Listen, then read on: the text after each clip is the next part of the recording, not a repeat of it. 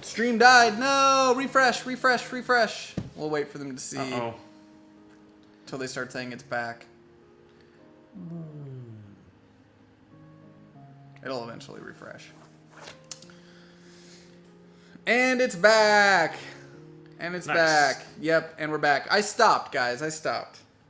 So, basically, when I was 4, I don't remember this one, but I remember the story well because that's where it all started. And then it just became normal at Halloween. It wasn't about getting candy. It was about protecting your fucking house. Right. But the first one happened when a couple of my mom's students, my mom was a senior English teacher, decided they were going to egg her house for Halloween or whatever.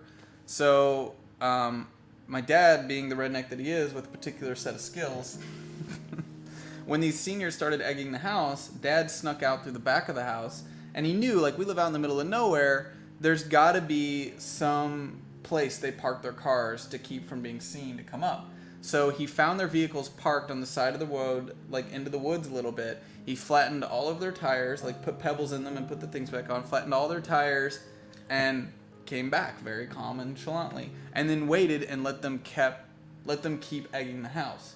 A couple hours went by, about 2 or 3 in the morning. They come back. This is before cell phones. We live out in the middle of nowhere. Yeah. They come back, knock on the door, all sad and apologetic, asking if they could borrow an air compressor to fix their tires because they had no other option. And he said, "Great, that's fine, after you clean the house." Nice. So they were there all the way till the next morning, way into the morning, cleaning all the eggs off the house, and then they were allowed to use the air compressor. That started it. Then it became, I'll say that's where it started. It ended with myself and my friends protecting the house against other seniors and juniors at the school who were students of my mom's, with my dad and all his friends who at this point now had night vision goggles. We had taken four-wheelers, removed the frames off of them, and set up the four-wheelers where you could drive with one hand. We created new accelerators for the four-wheeler, so it wasn't a thumb switch, but for a foot switch, so you could launch a balloon with one hand on a Y-like frame that was built on the front. We had paintball guns. We had a full 12-person walkie-talkie system. We had strategies in place and how you would protect certain things. We had put electric fences around our property line and spray painted them flat black so they couldn't be seen at night, and put them at shin level to trip people and electrocute them at the same time.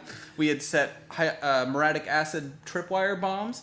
That way we could see in the infrared. The muriatic acid would show up really bright if you looked out. Or not the infrared, the night vision, but it would also set off a sound. You know, all it took was them to tip it, fall over, boom, we're on that side of the property. We would put all of the younger kids, my brothers, and the younger kids in the front next to the truck, because we knew at this point by the last year, their strategy was going to be a dumb one. They tried to distract us in the front and hit us in the back. So we put all the young kids up front with a couple balloon launchers, a potato gun, a couple other things to distract the cars driving by trying to get down, and make them think that we didn't know they were going to try to come in the back. And then all the people with the older people, and then us, my job and my 2 other friends' jobs were to do recon, because we were the quietest and sneakiest, and we would sneak in and do recon, listen to their plans, get behind them in the woods, listen to what they were going to do, and then call back in on the walkie. So they're coming in on the west side, 20 degrees this way kind of direction. My dad had friends who had the camo suits that were full trees that would pop out. Like, this shit got fucking real. So you'd have a guy out in the woods with night vision goggles looking like a tree and be like, all right, they just passed by me. They're coming like this direction. We'll ambush them at this spot kind of thing. And then the last year it finally went down, they got so desperate, they just did a flat run through the woods, all held hands to bust through the electric fence because they'd already tripped a couple times, knew it was there, kept running, got all the way to our deck. We had a 10-foot tall deck, and my dad and 2 of his friends jumped off the deck, tackled them, and then you've got a bunch of like 30-year-olds wrestling 18-year-olds, and it ends with about 10 Hyper Rabbit Power, go!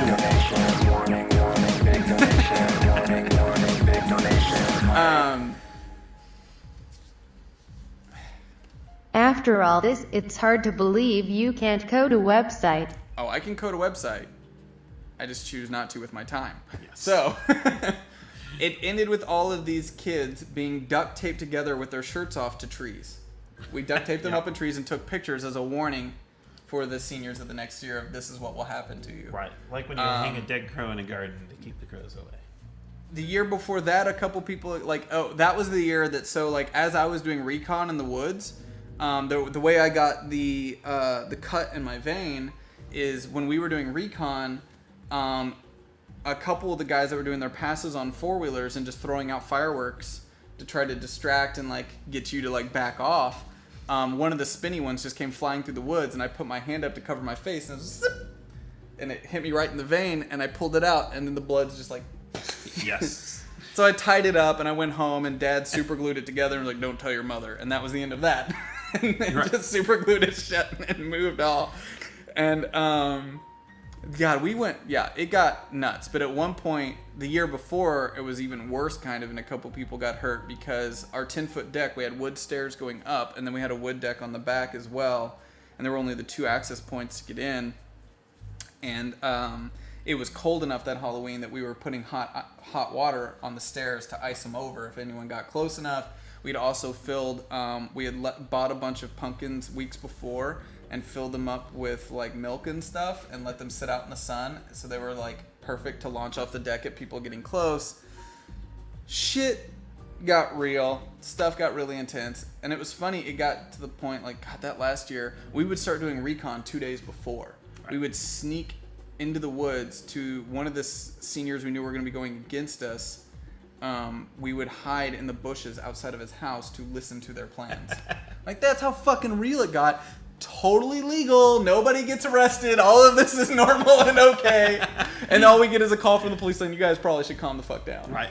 It's getting a little too intense. And so. Yeah, that's the South. So. Nobody gave a fuck. I think back to that stuff now, and I'm like, I don't. How?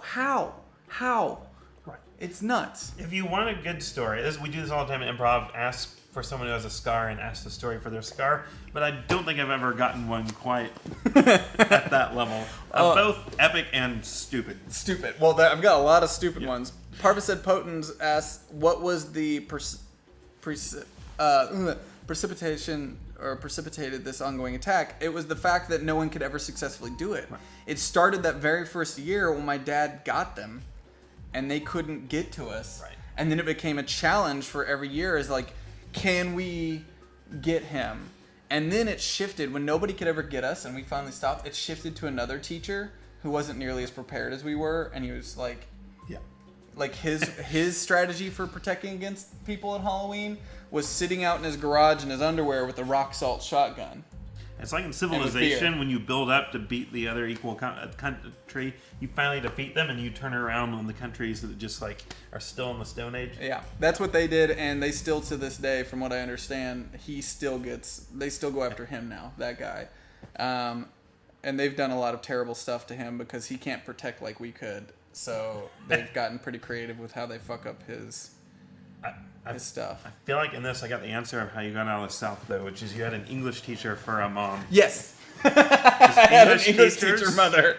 As someone who likes art, English teachers were one of the only islands of culture anywhere in my childhood. It's true. My mom was a college English teacher and then an A+ coordinator, and she was really big on us going out. And my dad was really big on making me do the most difficult jobs ever to teach me why a college education was important. Right. So he was that type. He worked in a boat factory doing fiberglass work. And the summers, I've always been a workaholic. So even when I was 16, I had a 70-hour-a-week job. I had a boat dock. But that was kind of easy. But then on the side, I would mow yards. I would pick up rocks.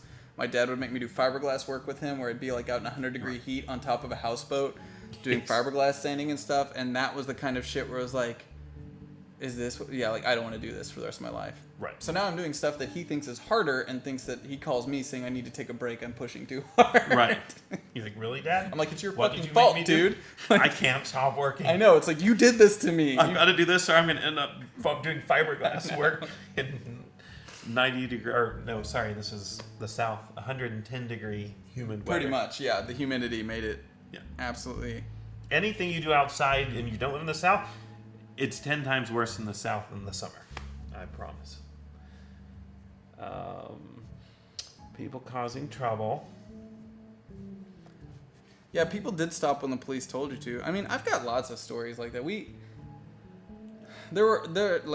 I've had 3 guns pulled on me in my life in the South and stuff, and it just became kind of thing like, how do you defuse that situation? Like, yeah, my dad was a ranger in the Smoky Mountains, and so dude, that's one of the most dangerous jobs. It is is being a It's ranger, because gotten every worse. single person you encounter has a gun on them. Yeah. All of them. And that was my dad. I mean, my dad researched on bears, and that's what he liked. He hated the people part because it would end up with him out in the middle of the woods with people all around hiding from him because they were poaching something or stuff like that. Even if you did like catch somebody, you would never arrest them because it's like they've got guns. You're just like, hey guys, can't do this in the park. I'm going to answer this question because I've seen it a lot. Lauren is mostly running off the core book because Shadowrun's complicated enough before you add in the other stuff. But some of the players, we'll talk to her about taking stuff from the other books. We've taken a few rules from the other books that kind of help balance out the game and make it more fun. And there's a good chance as we move on, we're going to bring in some of the extra stuff. Hey, Cool Tennis Pro, I will say this, because I know you used to watch over Geek and Sundry and stuff like that. I don't have to be as nice here because I'm the CEO and I don't have some corporation over me that says be kumbaya about everything. Stop being a dick. You've been a dick a couple times when you've come in the chat room in the last couple days. I'm cool with people teasing each other, but if people in the chat say, hey, please stop teasing me, then stop. Or go somewhere else, or we'll make you go somewhere else because we can do that. Just don't be a dick. Hang out and have some fun. Don't tease people. It's not cool. You can tease me. That's fine. But if other people say stop it, just stop. It's boring.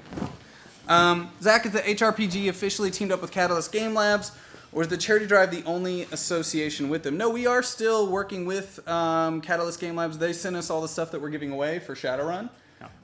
They're letting us do the Seattle Sprawl thing. Thank you, Navigator, for following. They're letting us do the Seattle Sprawl thing on Saturday. They sent us a bunch of Battletech stuff to do that again. So, yeah, they're cool. We're teaming up with them on all sorts of stuff. We're also working with Paizo now. We're hopefully going to work with Nintendo. We're working on that. Hopefully. We're working with a lot of companies up here. It's exciting. Getting back to companies up here, again, this is kind of new to them. So they sort of, I think, have had to see what's going on with this, sort of see it running. So I think a lot of those partnerships are probably easier. What did we go to college for? I went for computer science and poetry. You went for painting. It was painting. Okay. Yeah. 9 years of painting figures. I paint as a hobby digitally. Nice. I've done much figure drawing. As a hobby, it's a lot of fun. As a career, it was a stupid fucking choice. I'm not even kidding, man. It was the worst idea for a graduate degree everywhere. Holy man, shit. Yeah. Is there any plans to record and YouTube the session? No, Vanderleest. I don't have the resources or the time to do that, so it's going to be a one-off thing just for fun. You know. I love the options of this channel. Just keep the wrestling off of it. You got a deal there. I don't want any fucking wrestling on this channel.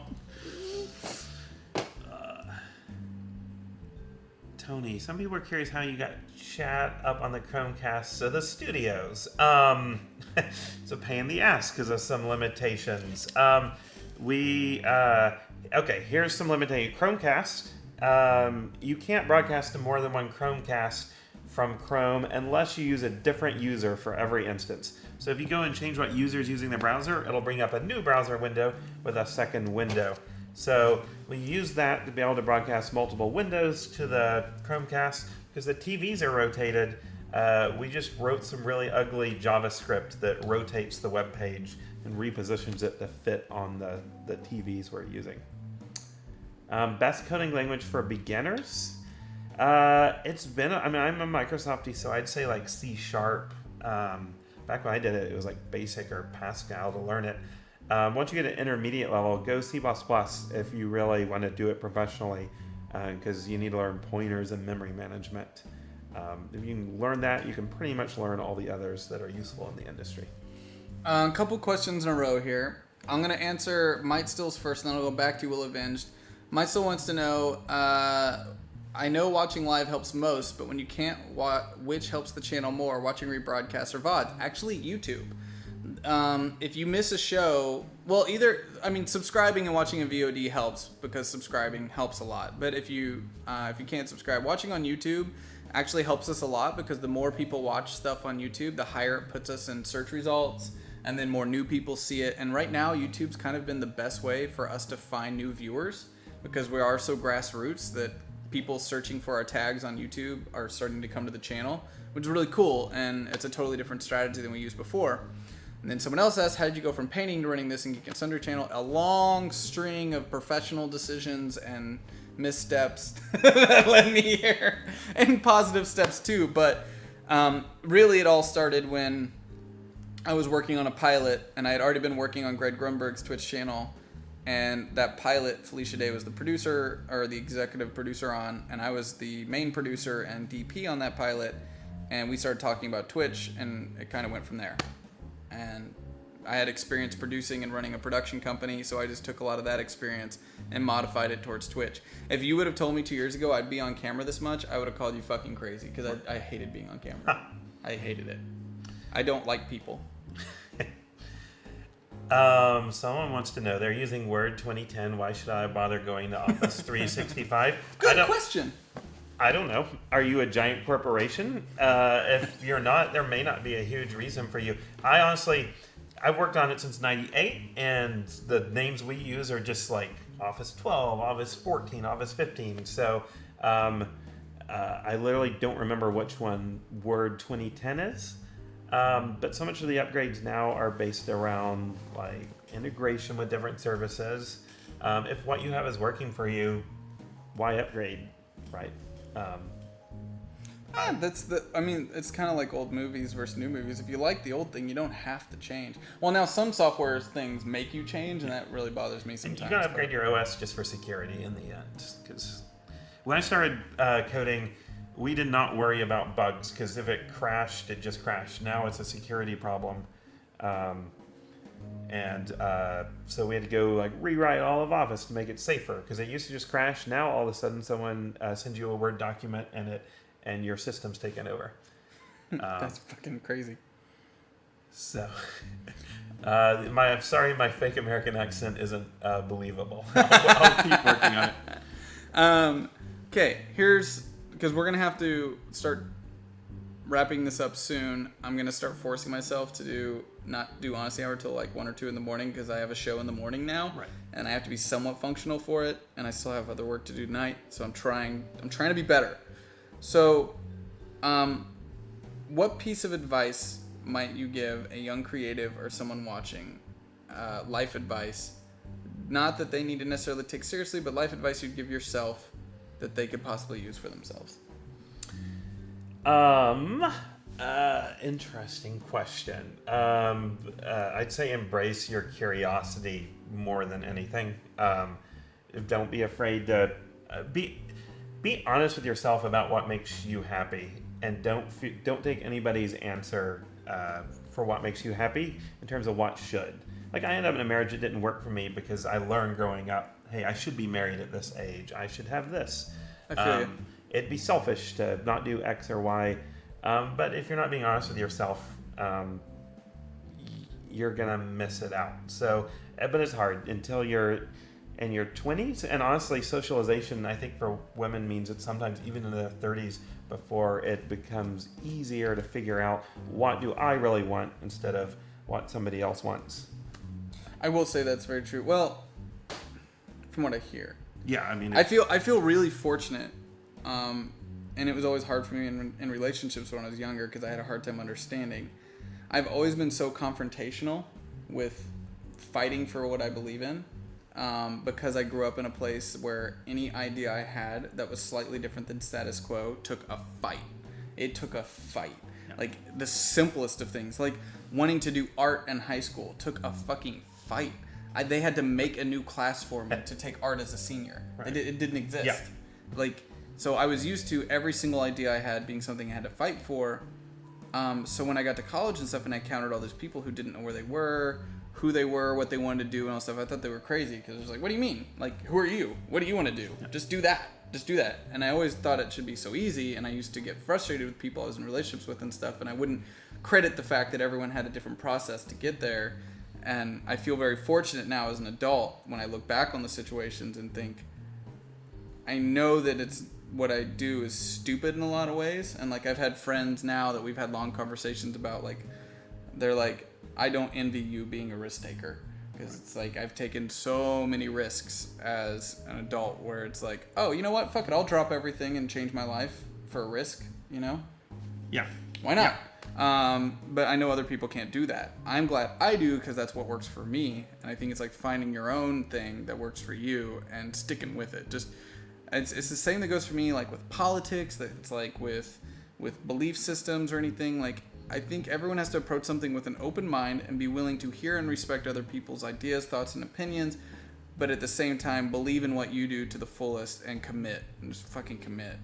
And if you're in your 20s, take risks. Like, it's the biggest thing that's going to happen as you get older is going to be harder to take risks. Oh my god, it's freaking me out. You're going to get more and more things you care about, and that you can't take those risks. So 20s are the time to do it. I mean, if you can do it at any point in your life, go for it. Just know, if, like, hey, I've got a job option in Europe, or if you're in Europe somewhere else, fucking do it. just do it.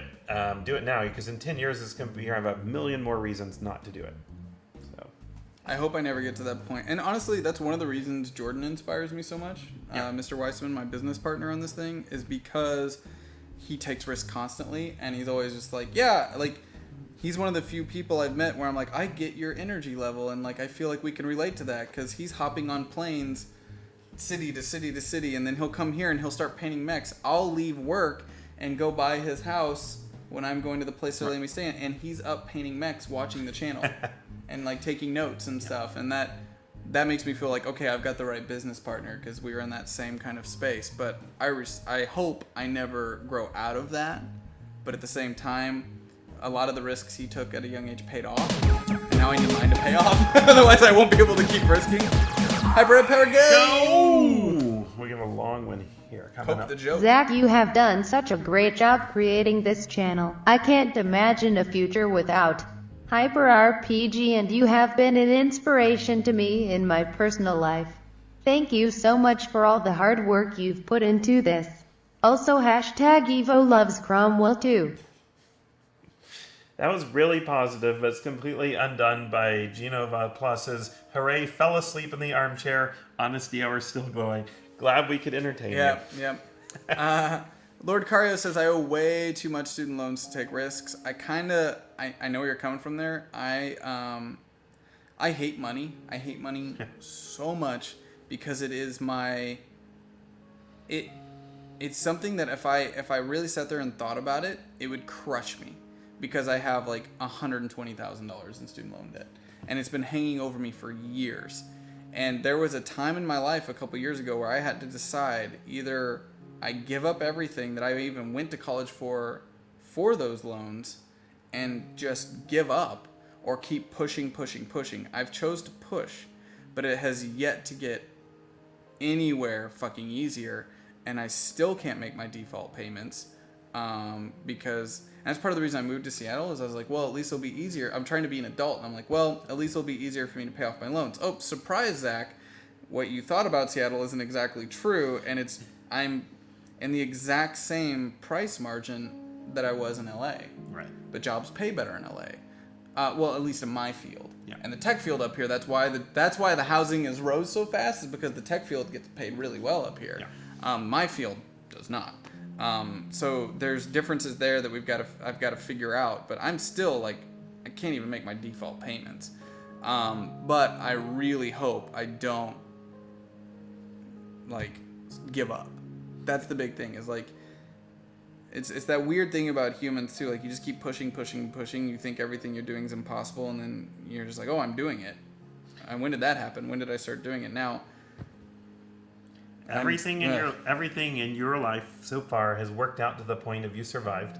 yes. So that's probably going to continue. I'm not saying abandon your debts and get in a worse situation, but Oh, I did. I mean, that's what I did. We'll see if I ever get that shit paid off. For fuck's sake. It seems impossible. Like, it's so hard to even like look at from an objective standpoint, when it's that large and it's that looming, and every time you try to talk to people, they're just like, we need this month per month, and they don't want to budge with you, and you're like, I can't do that. I just can't. I have to live. I have a job. Like, I'm in that weird place where I have a job where anyone else doing the kind of hours I have would have an assistant. Because that's what's expected if you work like a 20-hour-a-day job or a 16 to 20-hour-a-day job, that you can afford to have an assistant or something. I don't. So what happens to me a lot is my whole life gets the fuck railed.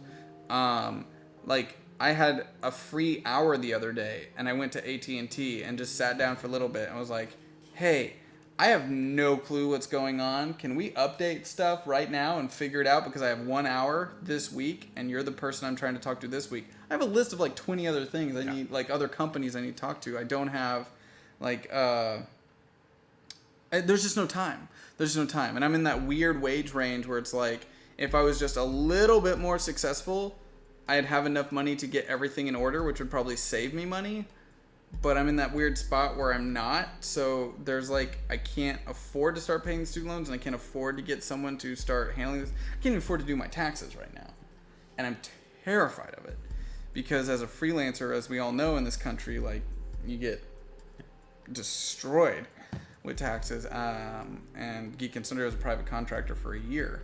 So, oh shit, I'm terrified of that. And that whole, well, it's like you're living in LA, you work a job 20 hours a day, and people think, oh, you must be making decent money. I'm like, no, and actually my mom actually called me because she had someone looking over, one of the people back home looking over our taxes and stuff, and they were like, she had that whole talk of like, are you sure that what you're doing is what you want to do with your life? Because the people looking at your taxes say it's impossible for you to live. And I'm like, yeah, that's kind of where we're at.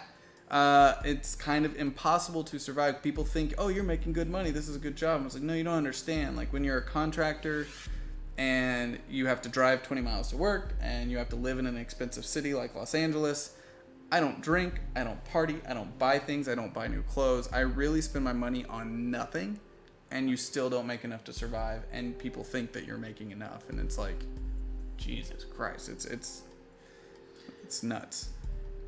A lot of people have brought up, you're right, when you have a family, any kind of dependent, you have loans, all these things do keep you from taking risks, but I think it's always worth asking yourself, because I've been in those places in my life too, you're probably making rules for yourself at some level that are rules you're making up, they aren't real rules.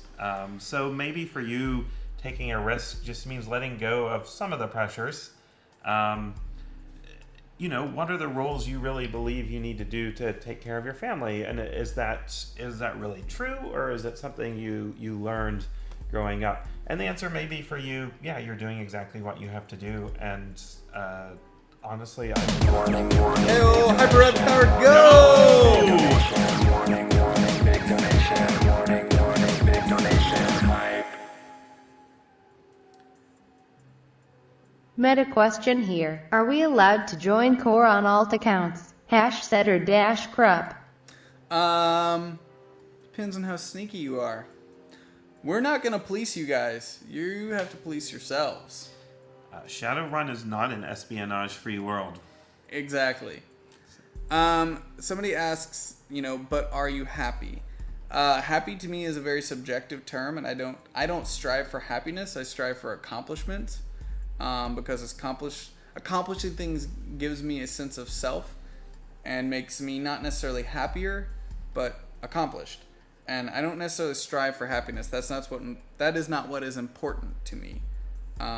Dizzy Grenade. Thank you for the follow. And I would say that I'm satisfied at the challenge I've presented myself with. But happiness to me is like not, I think that that's like a weird American comfortable thing that we've convinced ourselves is like the ultimate goal. And then you get it and you're like, wait, I'm still not happy because life isn't, it's this weird, it's like, I read some paper on a long time ago. It was like, it's a weird concept that didn't even exist 100 years ago in America because it's like it came out of the nuclear family kind of era, striving for happiness. It used to just be strive to survive. Right. Like, life's hard. We all know this. We're all aware of this. Let's survive. And now it's like, well, we're surviving. What's the next thing? I want a boat, and I want this, and I want that, you know? Right. Some guy, like, trying to keep his ranch alive and, like, when on frontier country, probably was like, is this really making me happy? Yeah, right. Maybe I should be a wheat farmer.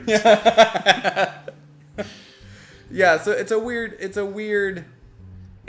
thing because I understand that as a person, people think, oh, well, you didn't take, like, you strove for happiness and you followed your dreams and everything. And it's like, yeah, but I did follow my dreams, but that's mainly because I understood myself and knew I can't really do anything else. I have a very specific set of skills that all line up for a certain type of workforce.